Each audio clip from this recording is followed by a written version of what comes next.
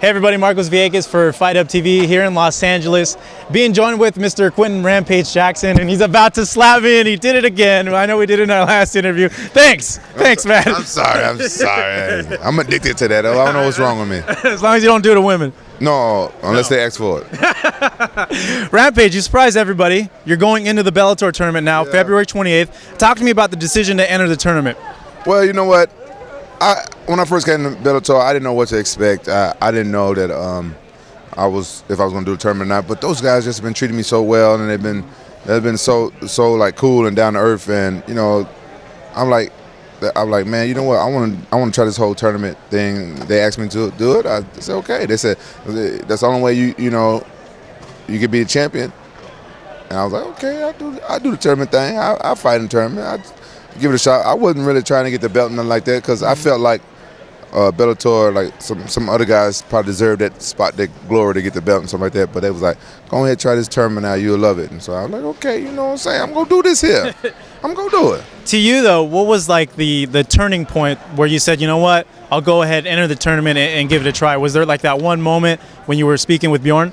Yeah, it was like my manager and stuff, and Bjorn was talking and stuff like that. But I'm not even talking about all the stuff that they done for me when I noticed all the stuff they was doing for me. Because people keep forgetting, like they think I just signed with Bellator, but I signed in there with Viacom. Yeah. And a lot of fans don't understand that. Mm-hmm. So they've been hooking me up. So I was like, okay, I hooked them up. I do this tournament. Basically, I do whatever Bjorn and them want me to do, honestly. They hooking me up so good. Yeah. You treat me good, I treat you good. So whatever they want me to do, they want me to fight two guys in one time, I'll do it. You like that, huh? Yeah, I don't care. I'll do that. Yeah. You know, the tournament is the first time you've been in a tournament format since your Pride days back in 05 and 06. Right. Do you get those feelings again? Sense of nostalgia in a way? No, because back then you had to fight 2 times in one night. So this was just like a regular fight. Yeah, a little bit busier though. Yeah. What do you? Well, now it's like more pressure to get the guy out as soon as possible. You still have that mentality when you fight a tournament. Like a lot of people don't understand that when you fight a tournament, your main objective, the first guy, you got to get him out as soon as possible. So it's still that type of thing. To you, does your training change at all now that you know that after this fight on February, you still got another fight maybe 3-4 months down the road? Right. So it's just making me like train really hard on just taking this guy out. Now, looking at your last training camp, you mentioned that you went to Mexico, Rosarito. Are you going to go ahead and do that again for this camp, or are you going to change it up and stay at your gym in Mission Viejo? Yeah, I'm staying at my gym in Mission Viejo this time because, this was right after the holidays, and it was hard to getting all my teammates and stuff together. So this camp was a little bit shorter than my last camp. My last camp I had a lot more time. And since I've just been training throughout, the holidays and stuff like that a little bit, this camp don't have to be that long. So we just decided to just do it at my own gym. You practice your Spanish? No, just muy poquito, ¿Muy poquito? ¿Puedes hablar español? Muy poquito español, muy poquito. Quiero un taco de carne asada. Yes, I like carne asada and tacos, but I don't understand exactly what you're saying. I just said I want a carne asada taco. You want? Yeah, I want that too, but I'm on a diet, so don't be talking. I won't bring it up anymore. Looking at the fight you were gonna have with Tito Ortiz, how's that friendship between you guys now since the injury that happened to him? Well, I wish Tito a speedy recovery and something like that, but since then we haven't talked too much. Yeah. Before in the fight, we was texting each other like how people talk shit through Twitter and stuff like that. We was doing over text, talking shit to each other, and now it's all stopped, and we haven't been really talking to each other. So I'm sure me and Tito's still cool, but me and Tito, we're not like best friends. We're just cool people. But I'm sure it didn't mess up friendship. It's like, it happens. People get injured. We both mature adults. We understand that. Have you talked to him since?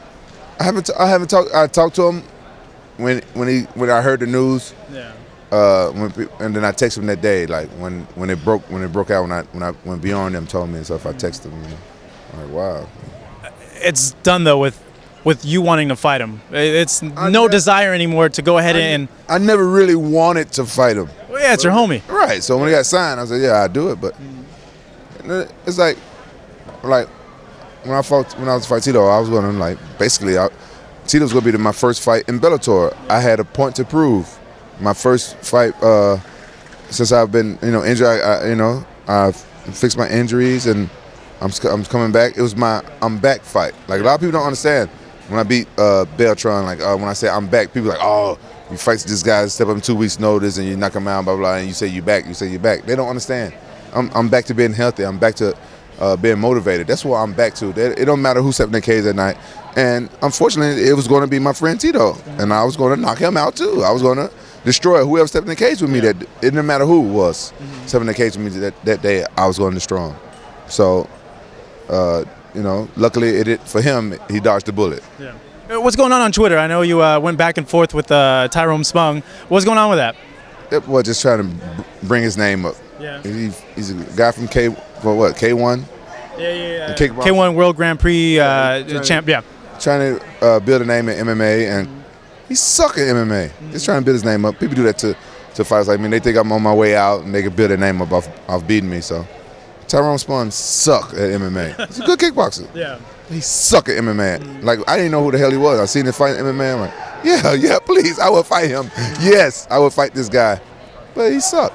I know there's a lot of talk that World Series of Fighting Bellator want to do like a mixed card. I never heard anything about that. No, it was in the news lately, but anything could be in the news. I never heard anything about it. No, but it would be an exciting fight. I'm just saying, a fan point of view, because of his credential. I'm not saying this guy got 17 fans. That's the only reason why people talking about him, because of the whole Twitter thing. Yeah. That's what he wanted. He wanted to suck him into a Twitter war, so people talk about him. Yeah. And we doing it. That's all he wanted. He sucked. I told him, I gave him his number. I talked to him on the phone. No way, you actually talked to him on the phone? No, he wanted to argue over Twitter. He don't want to talk on the phone. Yeah. Okay, I thought you actually called him. Like, wow. I told him, like, I don't do this Twitter shit. Yeah. I'll call you. Follow me so I can DM you my number. Yeah. He didn't want to do it. He wanted a Twitter war so you could talk about him. The guy sucked. Good luck to his career. Switching topics now, the knees you said are fine. So looking at you, the way you're feeling, how long do you feel you could fight for at the shape that you're fighting at now? I think I'll fight until I get tired of this shit. What do you think that would happen, I don't know. Honestly. Yeah. I don't know. And pro wrestling, you going to do that again? I think so. Yeah. You going to come out with a mask maybe? I don't know. I know you used to do that earlier in your career.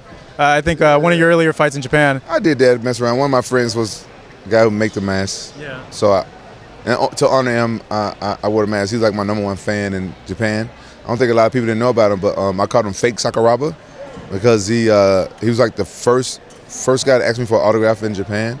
And he was an older guy. He was a lot older than me, but he looks like Sakuraba. Yeah. He didn't speak no English, but he spoke Spanish. Oh, wow. And he made masks for like pro wrestlers. Yeah. And he was my biggest fan for a long time, and for years he always came. He kept up with my ex-wife because she spoke Japanese, and he's always hang out with us and stuff. And I miss him. I haven't seen him in years. He moved outside of Tokyo and stuff like that, but he made those masks for me, and I did that to honor for him. He just told me, here's a mask. I want you to wear him in the Grand Prix. He was my #1 fan. He went everywhere with me. His name is Fake Sakuraba. If you seeing this, I miss you. I hope he see it. He's in Japan. I don't know if he'll understand this. Maybe that translated or something, but if you hear the word Fake Sakuraba, he know I'm talking about him. Well, Quinton, it was great catching up with you. One final message to our cameras right over here. What can fans expect from you on February 28th? Oh, you expect for me to whoop some ass. I've been training hard. I feel good. I'm happy to be doing my job. I love Bellator, love Viacom, love Spike. You guys keep treating me good. I keep doing good things for y'all. You know what I'm saying? You fuck with me, I fuck with y'all. Let's keep it real. Rampage, you're always keeping it real. Thank you very much. All right. Marcos Villegas wrapping things up here in Los Angeles with Rampage for Fight Up TV.